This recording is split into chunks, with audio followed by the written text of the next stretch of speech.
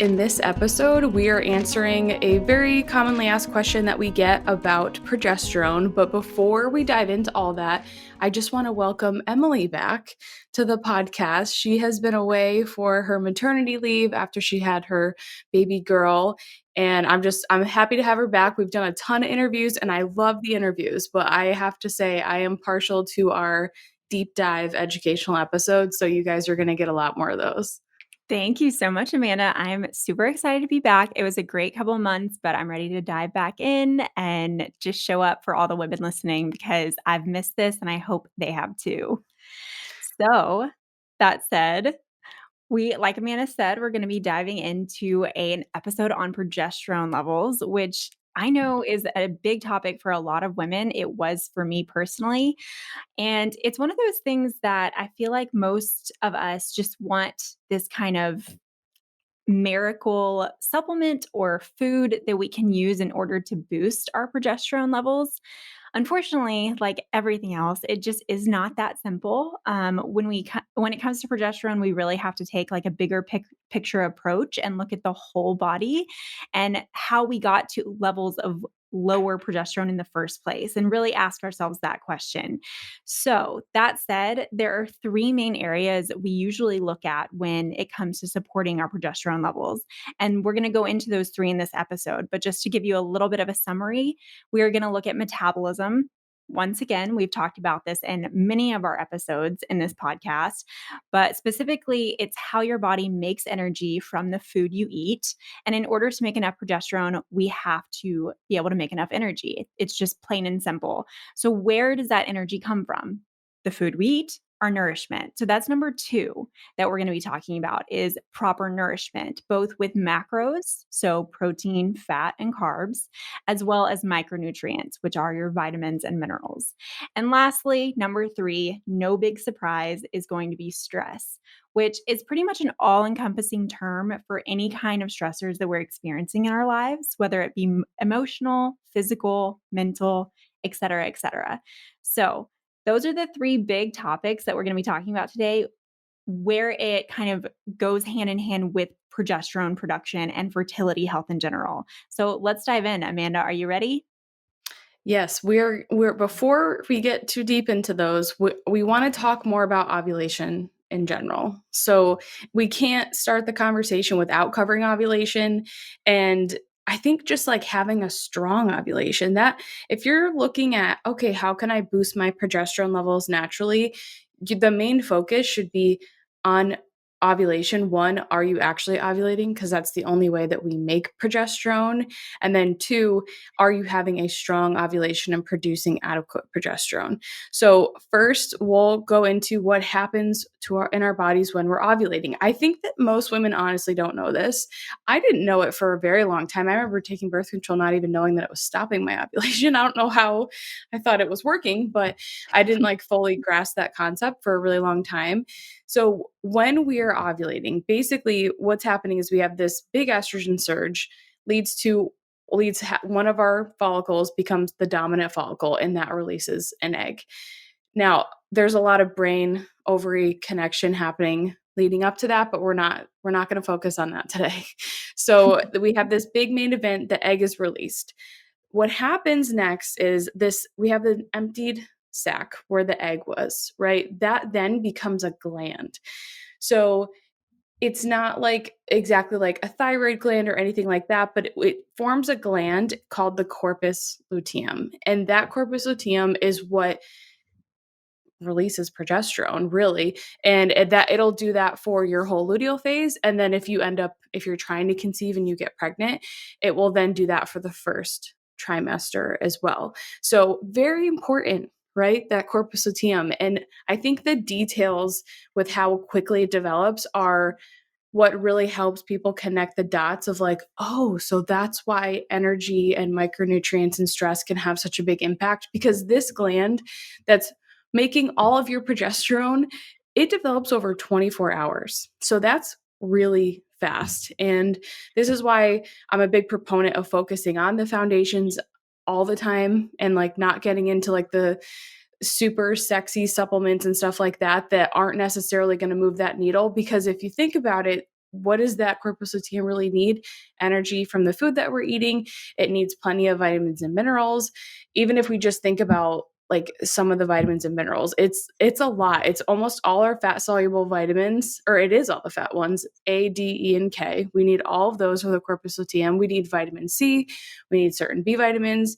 We need copper, of course, because we need energy, zinc, selenium, magnesium, and potassium. Like those are all some of the biggest hitters, I would say, for needing adequate levels to help this corpus luteum develop quickly. And if it doesn't develop as fully as we want, we're not going to make as much progesterone. But if we can build a really healthy gland, then that's when we're going to have adequate progesterone levels that will help us feel good during our luteal phase. And balance out that estrogen. And if you're looking to conceive, can help improve the chances of that as well. So when we're not building up this gland quite as well, that's when we're going to make less progesterone. And so this is when you can ovulate every cycle. I hear this all the time. I ovulate every cycle, but my progesterone is still low. Or they still have lots of symptoms. Maybe they haven't actually tested their hormones, but they're like, I'm dealing with things like lots of PMS. Maybe they're having some mood changes, some headaches, spotting, acne, digestive issues, painful periods, that sort of thing. So those are the big ones we want to think about. And then even if we just look at the energy piece, like we covered the micronutrients, things like protein are very important for the development of that corpus luteum. We need those amino acids to help build that structure. We need carbs for energy, and then we need fat for the actual hormone production.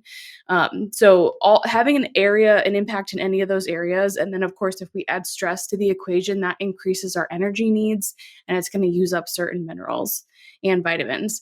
So that's our corpus luteum. That's how it develops, and that's how we actually make progesterone.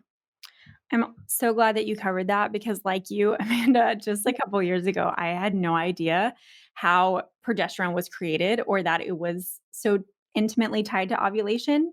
So I just thought, oh, well, if I'm ovulating every month, obviously I'm making enough progesterone. That's, like you said, not always accurate. Ovulation does help, though. You need ovulation in order to make progesterone. And again, did not understand that. For a long time, I was not tracking my ovulation. And this is the big thing that we recommend to women is if you have no idea, if you're just experiencing symptoms like estrogen dominant symptoms, but you don't even know if you're ovulating, that's going to be your first step to figuring out if you're even producing enough or any progesterone at all. So how do you track ovulation? The best way, in our opinion, my opinion, there are several ways to do this, but we really like using the basal body temperature. So taking your temperature every morning and not just with a regular thermometer, you really need to get one that has two places past the decimal point. So it's, for example, 98.67 rather than just 98.6. That makes sense. Because that's going to tell you how, if your basal body temperature is rising or decreasing over time, and it's very minuscule, like the amounts that it does that, but it all matters in this case when you're tracking your ovulation.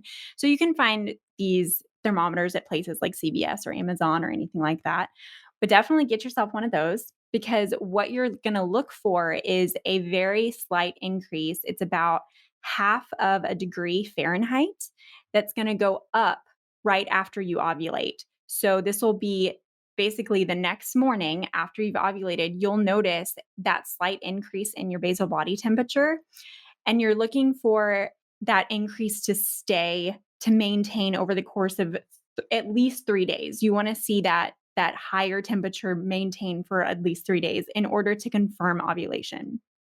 So this is something that we have all of our women in the membership and who've done Amanda's courses make sure that they do because you really need to confirm ovulation in order to see kind of the status of your progesterone levels and how that goes hand in hand with any symptoms you're experiencing to get a better picture of your fertility and your overall health. So that's kind of just a little summary of how we check to make sure we're ovulating. But Amanda, can you go into more of the tip that you have for taking your temperature? Because I feel like it's a little bit of troubleshooting once you get started. Yes. So I know people are going to ask what thermometer you like. I use a cheap basal body thermometer that I got at CVS. Like, you don't have to, there are some that you could get a fancy one if you want. I just don't think it's necessary. And I've had issues where, like, if you get a very simple one, you can hold it in your mouth for as long as you want. There's one, I don't want to say the name because I'm not 100% sure. And I know they made like a newer version that isn't like this, but there's one that I had a lot of clients that used to use. As soon as you opened it, took it out of the thing, put it in your mouth, it started calculating. So the issue with that is that it's a cold thermometer. And then if it's only in your mouth for a minute, you might see like a very low body temperature and be like, oh my goodness, like, why is my basal body temperature 96? This doesn't look right. Or if you listen to our metabolism episode, then you'll think that means I have a slow metabolism. But you really, best practice is holding the thermometer in your mouth for at least 5 minutes. Technically it's 10. Now, I have never done 10 minutes because I just don't feel like it's necessary. But I remember when I first started taking my temperature, I would like see some lower temps, or it would feel like it was all over the place. And I'm like, I'm taking this at the same time, pretty much the same time most mornings. And I had a similar schedule. So I was like, what's going on? And it was because I wasn't holding it in my mouth long enough. So if you're seeing weird temps, low temps, or if it feels like it's all over the place, hold it in your mouth longer, then hit the button, and then it will start calculating. Because if you put it in, hit the button, it's not going to give you enough time to like warm up that thermometer and get a good reading. I will also say, like, we're talking about confirming ovulation. So you confirm, we feel it's best to confirm with your basal body temperature. There are methods that just use cervical mucus, but we're trying to give you that better understanding of your metabolism and like progesterone production, which if you have great temps in your luteal phase, like say you're in the 98s the whole time, that's a great sign of progesterone production. If you're just looking at cervical mucus, you can look at it ahead of time. That's how you predict ovulation. Your cervical mucus is going to change leading up. And then you're going to have like your most fertile mucus right when you ovulate, and then it will typically dry up. And now some women do use that. They don't do their temps, and that is an accurate method for fertility awareness method. We like the symptothermal method that combines both of them. But for specifically confirming ovulation, which is what this episode's about, we think basal body temperature is really important. There's a ton of resources. Like, I love the Fifth Vital Sign by, wow, I'm terrible, Louise Hendrickson Jack. There you go. So no, it's, oh my God. All right. Well, you're gonna have to edit this out. I gotta look up her name because I can't. She knows me. I thought that was it. Did you not get it?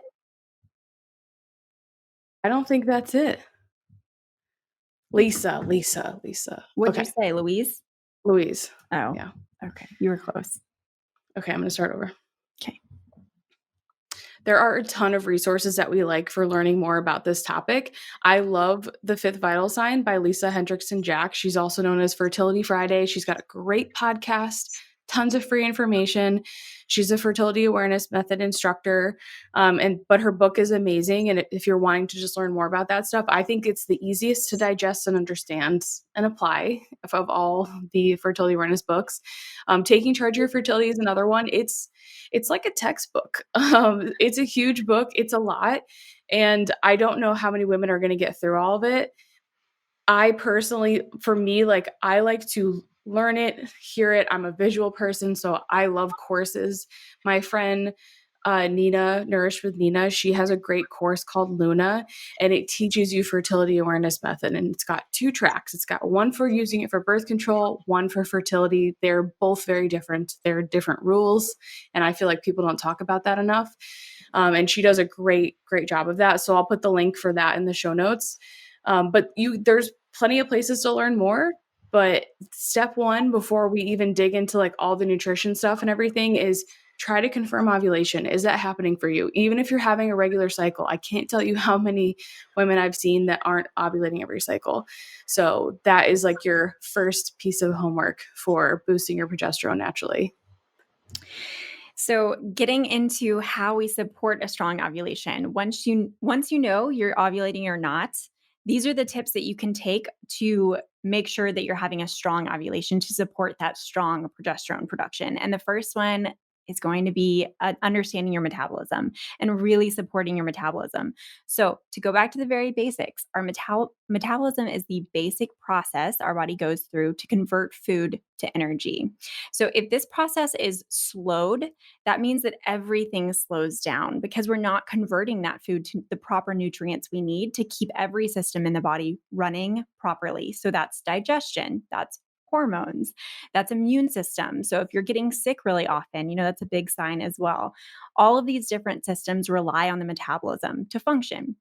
And it's kind of like, well, if we're not keeping our metabolism up to speed, our body is not going to prioritize things like digestion or fertility because it's trying to keep us alive, right? So, metabolism needs to be the first area that we really work on. And how are we going to work on that? Through food, through nourishment. That's the second big topic I said we were going to talk about today because when it comes to supporting the metabolism, your nourishment is hands down the biggest tool you have to strengthen your metabolism and to support it. So that's all of the food that you eat, how often you eat, your macro breakdown, all of that goes into nourishing your body and supporting your metabolism, frankly. I mean, Yeah. that's kind of the big picture right there. And nutrition is definitely the biggest key. Like stress and everything else plays a role, which we're going to talk about. But again, we have the full episode. It's episode 1 of the first season. It's the first ever episode we did of the podcast because that's how important metabolism is. If you're kind of like, how is this connecting to my hormone health? It's a waterfall effect, like Emily said, right? If your metabolism slows, whether that's from nutrition related, some chronic stress, whatever the factors are, and it's usually more than one, then that's going to slow down thyroid function, and that slows down digestive juices breaking down our food. That slows down motility, could lead to constipation, affects the liver. And then of course everything's going to eventually affect your hormones. Hormonal changes, always the last stop on the train. So that's why we focus so much on this. And then remember that corpus luteum needs energy. So if we don't have that energy because we have a slower metabolism, then we can lead to having a poor development over that 24-hour period. Because no matter what, it's going to develop over 24 hours. So some of the signs of a slow metabolism, any digestive issues, constipation, bloating, diarrhea, huge, fatigue, especially if you're feeling it all the time and it's not being relieved by sleep. Any period symptoms like PMS, painful heavy periods.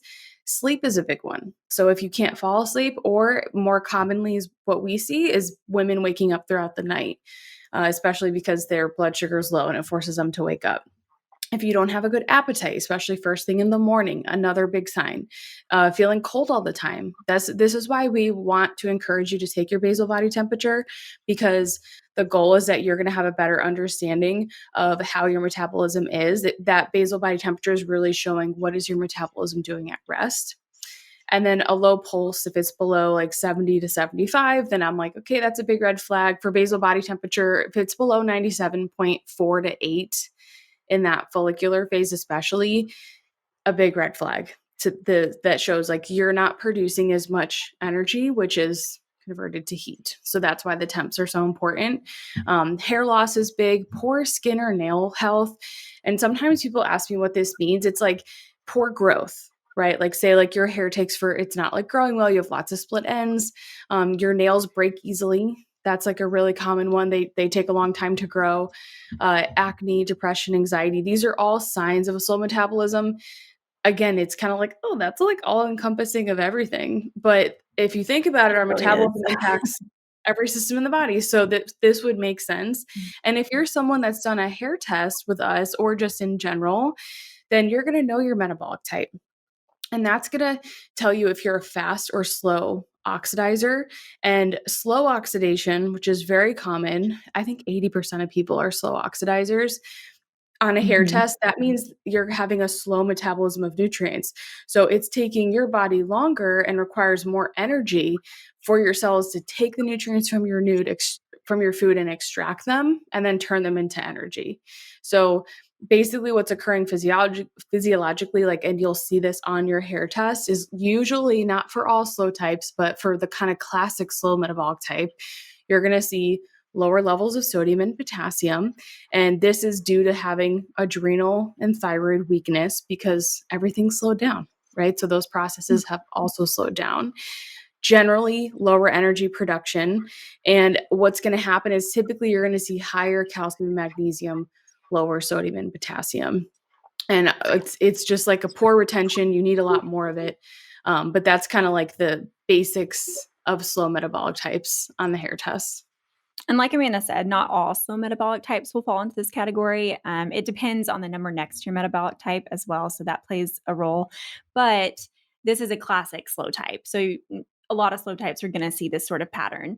And if you want to learn more about your metabolic type, please give episode 5 of the first season either a listen or a re-listen, because there's a lot of good info on that if you're interested. But we're going to move on to how to support a healthy metabolism now that we know that that's basically your foundation for overall healthy fertility, healthy ovulation, healthy progesterone. And we're going to start with, of course, you've heard it 1,000 times, but we got to say it, eating regularly throughout the day. Okay. So avoid skipping meals, avoid the fasting. I know it can be very tempting to eat breakfast at 11 noon every day just because it makes you feel great, got your cortisol pumping, but that's exactly the wrong approach we want to use when we're supporting our metabolism, especially if we have low progesterone or we're already not ovulating. Okay, so fasting does not get the seal of approval from Amanda or Emily, not for this, and not for a lot of things actually. But make sure you're including breakfast at a reasonable hour. We want to make sure we're eating within an hour of waking up. And if you're someone that doesn't want a huge breakfast, that's okay. Start with something small, maybe get those gummies out. Don't drink coffee on an empty stomach. Don't start with caffeine. Make sure you're nourishing yourself within 60 minutes of waking up and getting out of bed. So, combining protein, fat, and carbs at every meal and snack. This is not just for your meals. We really want to make sure that you're also having this good ratio throughout every snack as well. So I like to say, treat your snacks like mini meals. Basically, you're getting in the protein, fat, and the carb with everything you eat. And then lastly, of course, eating nutrient dense foods. So this is going to be a combination of animal and plant foods. We do not subscribe to one way or the other. We love animal and plant foods, and we think that they should go together in combination for a healthy and optimal diet. So that's going to bring us to our second topic, nourishment. So eating enough food is the only way to give your body enough energy, just as a recap. So it needs that energy to perform those functions like ovulation that are required for optimal hormone health. Okay. So we've talked about compensation in previous episodes, and this is going to be when that metabolism is really slowing down and your body is compensating to keep up with these everyday functions. And it's not going to prioritize things like fertility because it's compensating, right? So it's definitely weak. It's trying to keep up with the big things that are keeping you alive. So the other way that eating regularly and eating breakfast are going to help is by reducing that stress on your body so that it doesn't have to compensate so much. And we're going to talk about stress a little bit later on the episode. But to continue with the protein, fat, and carb and keeping it balanced, there's another way that this helps out, and it all has to do with blood sugar balance as well. Amanda, do you want to get into that a little bit? Yeah, and I know, like, so we kind of went through the bullet points for, like, the metabolism section of, like, eating enough, eating regularly, balancing your meals. We're gonna go a little bit deeper now because, usually people have questions around that. When it comes to balancing your meals, I like what Emily said about the protein, fat, and carb. I would say snacks, just protein and carb. You do not have to, like, force the fat in there. I would say it's pretty hard not to have fat in there naturally occurring anyway, depending on what you're eating. So the biggest focus is protein and carb. Most of the time, people can end up overdoing fat, and then that could lead to issues as well, like faster weight gain. Typically, when you're coming from a place of under eating or stress, or if your metabolism is slow, meaning that you have a hard time extracting those nutrients from food, it takes more energy, it takes longer, then you do want to be mindful of fat intake. That's probably the biggest mistake I see people make when they start eating more nutrient dense foods is and whole foods in general. And they're like, oh, I was going from this low carb approach, which we've all been there. Okay, we have all been there. No shade on the low carb approaches. I think it's good to experiment with your diet and find what works for you. But as you're transitioning, then you're like, oh, yes, I can eat carbs again. Carbs are good for me. Like, I'm going to add them in. And people usually go too hard too fast. And if depending on your health history, what you have going on, like that probably isn't going to feel great. Some people, it's like they feel like their brain just turns on and everything is great. Their cycle is great. Some people, it's like, I'm gaining weight really quickly. I don't feel as good. It's usually if you have some level of insulin resistance, this can happen, PCOS, that sort of thing. That's why we always say, like, and for everything, like food, supplements, all that stuff, like go slow. If you have any concerns of insulin resistance, that's when I would be more mindful of, I'm going to slowly add more carbs to each meal and snack in smaller portions so that your body can adapt and adjust. Because if you have been burning a certain fuel source for a very long time, like eating low carb, and you're burning more ketones, you're turning protein into carbs, that's an alternative fuel source. It's way less efficient, but your body's still going to do it because it's like, I need the glucose. So go slowly, be mindful of your fat and carb intake. And if you're worried about anything like weight gain or stuff like that, I would look at how much fat you're eating. Are you adding a lot of fat to meals? Can you reduce that a little bit? That is going to help your body use those carbs better. When we have a lot of fat and a lot of carbs, it's confusing. Your body's like, what fuel source do you want me to use? And then you put insulin resistance on top of that. It's like a recipe for disaster. So if you're listening and you're like, I feel like this way of eating is not working for me, I would really look back at your macros and see. And then for snacks, I see a lot of people just doing carbs. Even people that are pretty well versed with eating more nutrient dense foods, they've read all the books on pro-metabolic eating. And I'm like, okay, but we need to add a protein to that is the goal. Because whether you're eating fat or protein alone, it can cause blood sugar issues. So if you are having just protein, your body's going to turn that into carbohydrates via gluconeogenesis. Again, not efficient, takes a lot of energy. It's an alternative fuel source, but our bodies want to survive and they need to keep your blood sugar balanced. So they're going to do it. And then you have a high blood sugar that then drops. And if you are going to do carbs by themselves, it's a high blood sugar that then drops. And the whole point of what we're trying to teach you is to keep consistent blood sugar throughout the day because it's one less stressor, right? Your blood sugar drops, you make cortisol, and it's a whole stress response. You're using minerals, you're using energy, you're increasing the energy needs in your body. And that further puts you in that compensation where you're not prioritizing hormone health. So balance your meals, avoid eating the protein and carbs on their own. And that is like makes pretty big changes for most people. Thank you for pointing that thing out about the fat, because as someone who was on a low carb diet and was eating a lot of fat, I would just, add on lots of butter, lots of high fat foods because I had to replace the carbs with something, right? And so that was really a learning curve for me when I started adding back more carbs, because I realized, okay, I don't need to pile on the fat as much. It was actually easier not to.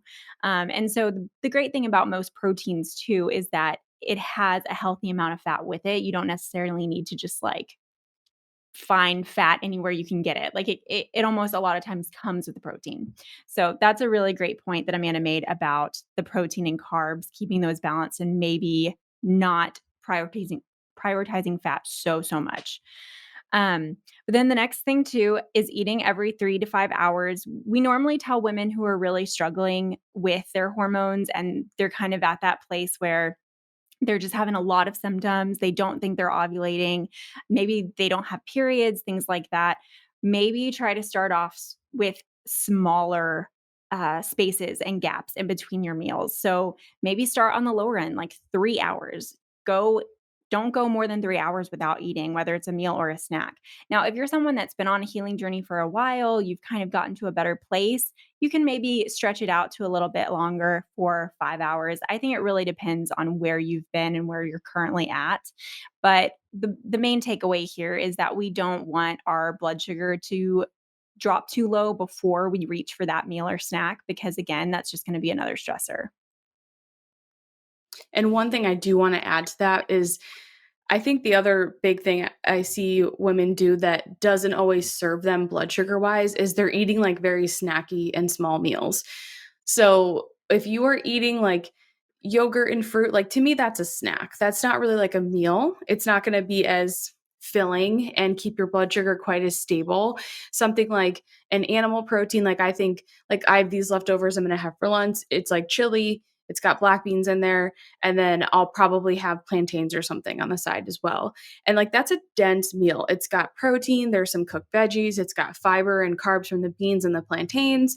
And that's going to keep me full for a good amount of time. It's also going to break down slower in my body, so it'll keep my blood sugar stable longer.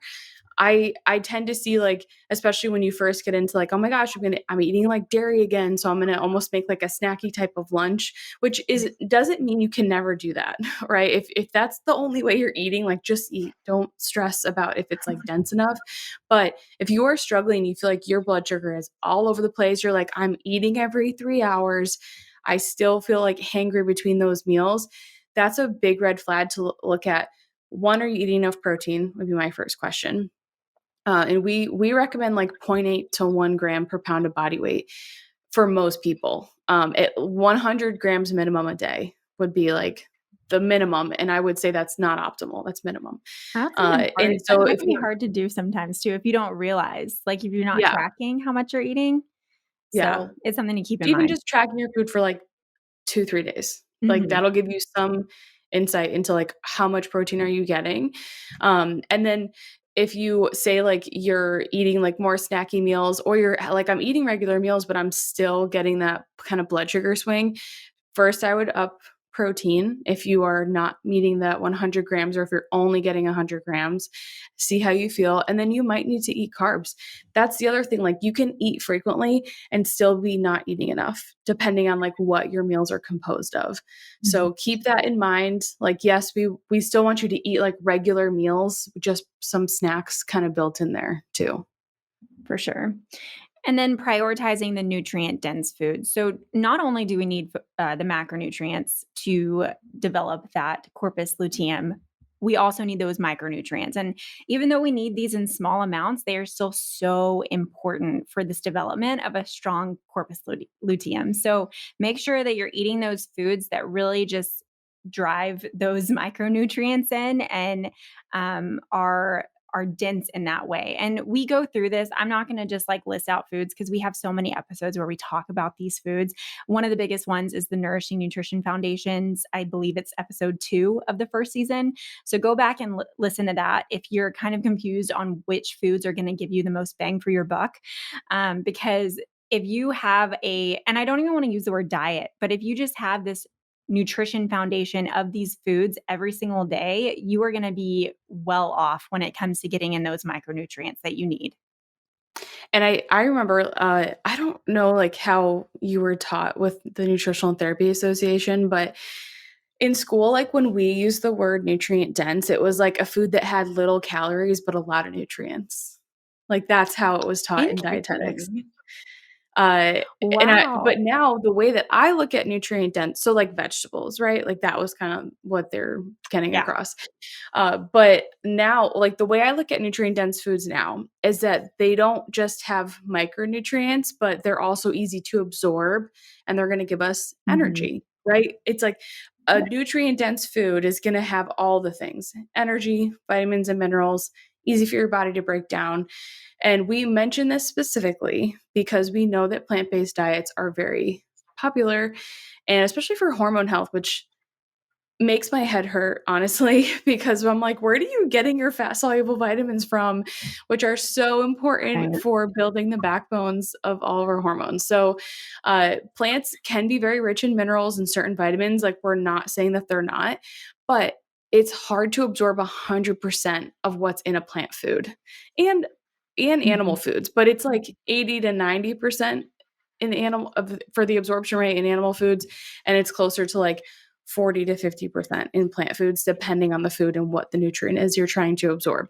And a lot of it has to do with phytic acid. So, phytic acid, it binds to minerals in plants. It's a protective mechanism. It's there for a reason, for the plant's survival. And that just means that we're not going to absorb it all. There are ways to get around this, like cooking, like, for example, leafy greens. People are often worried about the anti nutrients or phytic acid in leafy greens. If you cook them, a lot of that is greatly reduced, and it's a lot easier to absorb the minerals. Like I think of like magnesium is a great one, and Mhm. calcium. Or if we look at things like beans, for example, like if you sprout beans, like if you soak them at least overnight, ideally like 24 hours, then that's going to break down a lot of that phytic acid, and then it'll make it so that when you do cook them, like there's a ton of potassium in beans. There's also a good amount of Mhm. folate. And so it's one of those foods that I'm like, it's great, it's very nourishing, but you want to prepare it properly so that you can actually get the nutrients. So plants are great for certain things. Animal foods are also great for certain things. Like I think of vitamin A, right? If we have Mhm. vitamin A in an animal food, it's called preformed vitamin A, meaning it's in its active form. In a plant food, it's going to be beta carotene. And that's really, they're just carotenoids. And they'll say vitamin A, but I'm like, it's not really vitamin A because you still have to convert it. And 80% Mhm. or more of natural vitamin A from animal sources is absorbed easily, but only 3% or less is of the plant forms, like the carotenoids. So it's a Close. big one to keep in mind. Vitamin A is really, really important. Mhm. And then, oh, sorry, I thought you were gonna. N Did you put your hand up? No, I'm sorry. Okay, so we'll cut this out. I'm just gonna do the two more, and then you can do the. Okay. And then another big one is B vitamins. So animal-based foods are definitely the best source of most B vitamins. If we think of vitamin B12, that's going to be exclusively in animal foods. I mentioned folate, that's also a B vitamin. You can find that in mostly plant foods, but it's also in some animal foods like liver as well. So, like vitamin A, vitamin B, I would definitely say plant foods. Vitamin C, I would say this is definitely one for plant foods for sure. And that's because it's the only essential vitamin that's not found in useful amounts in cooked animal foods. And most of the animal foods we're eating are cooked, if not all. So, for this reason, I would definitely say vitamin C. That's when we would look at citrus, bell peppers, berries, like stuff like that. That's when a plant food's going to be more of your source. And then, of course, there's vitamin D. Everybody always wants to talk about vitamin D. So, as most of you know, vitamin D, we're going to get most of that from the sun, right? But eating plants will not help because don't contain vitamin D3, which is the form our body needs. So, really, we want to get out in the sun, and then meat provides vitamin D as well. Vitamin E is like vitamin C, just Sorry, can you go back and redo that and say yeah. fatty fish? That's my Oh, bad. yeah, yeah. Okay. Sorry, should have known that because cod liver oil. I Okay. think dairy has some too, but like fatty fish and dairy are going to be the best sources. Okay. Um, So maybe not meat. yeah. Okay. So we're going to talk about vitamin D because everyone loves to talk about vitamin D. We're not going to get a lot of it from plants. They don't contain vitamin D3, which is the form that our body needs. You're going to get that from the sun. So go out in the sun for 20 minutes a day without sunblock on. That's your best bet. But also foods like fatty fish and dairy has some vitamin D as well. Vitamin E is only from plant-based foods, but it's for a good reason, actually, because a plant-based diet requires additional protection from that oxidation that is caused by polyunsaturated fatty acids. So that's going to be where vitamin E is really helpful to kind of combat that oxidation because it has really high antioxidant properties. It's still found a little bit in meat, but and a little bit in goat's dairy as well, but your main source is going to be plant-based. And then lastly, vitamin K is found in both plant and animal foods. They have, well, K1 is the K1 version, but plants don't have K2, and that is going to be vital for us. So K2 has numerous forms. And the essential kind we need is called MK4. And this is only found in animal food. So we can convert some K1 to MK4, but it's really not enough to meet our needs. And again, why would we want to put that extra stress of that conversion on our bodies when we can just eat it straight from the source and it already be what we need, if that makes sense? So, that said, we need a balance of these animal and plant foods. We are 100% about the combination. And Amanda, to answer your question about the so-called nutrient dense foods, I love the NTA because they very much teach bioavailability, like we're talking about. And very much your most nutrient dense foods are going to be the ones that your body can absorb very easily. And it doesn't have to do a lot of work in order to get to those micronutrients. So things like grass fed beef and wild caught seafood, the eggs, the organ meats, the bone broth, gelatin, all of that good stuff is going to be found in a nutrient dense diet. But then we also like things like raw carrots, which is a really great plant food to add for estrogen detox. We like the starchy veggies like squash and the sweet potatoes, the potatoes. We like cooked greens. We love coconut in basically every form you can think of. And then grass fed butter, grass fed dairy, so on and so on. So, like I said, I personally believe that the best diet is going to include both plant and animal foods for optimal health. And then just being mindful of your timing, right? When are you eating these foods? How are you eating them? Are you relaxed at your meals? Are you stressed out at your meals? All things we've talked about in that Nourishing Nutrition Foundations episode. Okay, let's cover the last section, stress and why it matters for progesterone. We can't ignore it. And this was kind of the third thing that could impact that corpus luteum development over that quick 24-hour period. But stress has a huge impact on progesterone levels. And there's a few different ways. So one, when your body's in the stress state, we're going to have elevated stress hormones like cortisol. That's going to inhibit certain functions in the body, especially hormone production. It's no longer prioritized, right? It's your body's looking for survival, that compensation state. Stress is also going to deplete certain vitamins and minerals that we need for hormone production, for thyroid health, things like magnesium, vitamin C, sodium, potassium. Those are like the big hitters. And then we need all these things plus so much more to build up that healthy corpus luteum. Like if you think about when I was listing off like the vitamins and minerals needed, like those were all ones that were included. And then of course that stress is going to lead to that compensation in the body. So it doesn't matter like if you are eating perfectly, whatever that means. I feel like that's going to look different for each person. But if you have the best intentions but your needs are still not being met, maybe it's an issue with sleep, maybe it's a lack of getting outside in the sunlight, maybe you're mental emotionally stressed, and not addressing that is still going to have a huge impact on stress overall. And it's the same stress. Like it's like under eating isn't great for you, but having mental emotional stress is going to lead to that same stress response, and it's all going to impact your metabolism in the same way, which is going to make sure that we are just surviving and not necessarily thriving for hormone health. And I think it's also important to remember that you can't just look at your current stress. You also have to look at past stress because it plays a huge role in how your current state is of your body and your health. So, a really good quote that me and Amanda both like by Hans Selye. I hope I'm saying his name right.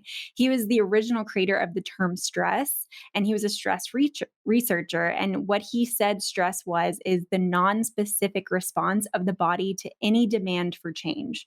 So that is a perfect definition because it's basically what it's anything that causes our body to adapt or change. Okay, that is a stressor. And it's not always a bad thing. Like we really do need stress in our lives to be functioning human beings, right? But what happens is that when we have unresolved or like a long-term chronic stress, a buildup of these everyday stressors that are just kind of depleting us over and over and over again, this can turn into a ton of chronic conditions. It can halt your metabolism. It can really dampen your fertility, all of that stuff that we've been talking about. And it can begin a long time before you even think something's wrong, if that makes sense. So what helps is evaluating what past stressors you've been through and then making a timeline of like how you've, I don't, what's the word, how you've basically dealt or managed this stress over time or how you're doing that currently in order to figure out where your body is at right now. So I think that's a really big piece of the puzzle, just asking yourself questions like, do you have past trauma, emotional trauma, physical trauma, anything that's been kind of still affecting your health today, and how are you going to work through that?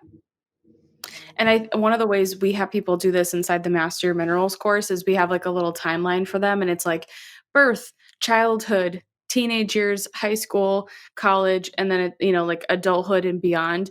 And it just forces you to think about like, oh, like let me think back to that time when I was a kid. And there's so many things that we might not even have thought about then that maybe we remember now as adults.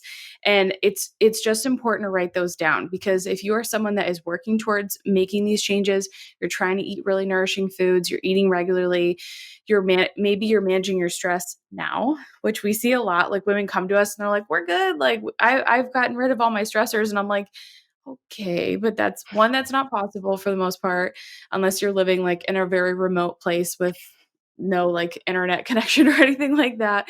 And then two, it's like, what about everything that's happened in your past? Your body doesn't forget it. Like there's a great book called Your Body Keeps a Score, and that talks about like that trauma and how it gets stored in the body, all those stressors that we've had in the past. And so we can't express enough how important it is to make note of it, recognize it, and build your awareness. And then that kind of converts to this exercise that we like to have people do on a daily basis, because it's like, okay, look at your past stressors, look at your timeline. What has your body been through and how did you get here? And then looking at your day to day and building your awareness around like, how am I feeling in my body? That's a huge one that I think is so important that people don't pay attention to, because so many times we can be looking for outside sources for like, how should I eat? Like, what type of exercise should I do? How often should I do these things? Like, what should my macro breakdown be? But in reality, if you can make a better connection and build that relationship with yourself, you'll know what you need, because your body's going to tell you and it's going to give you those signs. But for the most part, we're just kind of like, I have a goal, I have something I'm focusing on. Or if we really like rules and like black and white and stuff, which I know a lot of people do, then you can kind of like put your head down and ignore all those things that your body's trying to tell you, and just be so focused on moving forward that you're not getting all those signals. And there's so much in our day to day that interferes with our brain getting these messages from ourselves. So it's important to set those strict boundaries, to slow down, put it in your schedule, take breaks, and like Mhm. not breaks to like listen to a podcast, although thanks for listening to ours.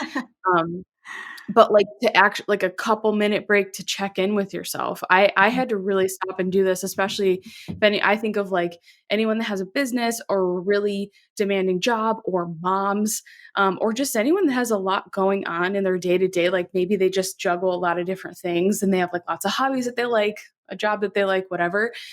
Then all those things, like it's easy to just get away from yourself and get disconnected. So take a few minutes, check in with yourself. How does your body feel? How are you feeling that day? Is there anything that you need? Because when we just kind of go, you're not going to have an appetite. You're not going to want to eat food and prioritize that. You're not going to want to go outside. You're going to be glued to your phone, constantly checking your email, checking things off your to-do list, and it's not going to help you also reach those hormone health goals. And we have some resources for you for stress stuff. I did a great podcast with Teresa from Living Roots Wellness. It's called Rewiring Your Brain. I can't remember the episode, but we linked it in the show notes. And then Heart Math is a great resource. You don't have to, they have like a little device that clips to your ear that you can measure your HRV. It's neat. It's great if you're nerdy and you want data. But they have a free course that does not include the ear device. It's just teaching you about connecting with yourself and this heart focused breathing technique that I really like. Those are some great places to kind of get started with understanding your stress and building that connection with your body.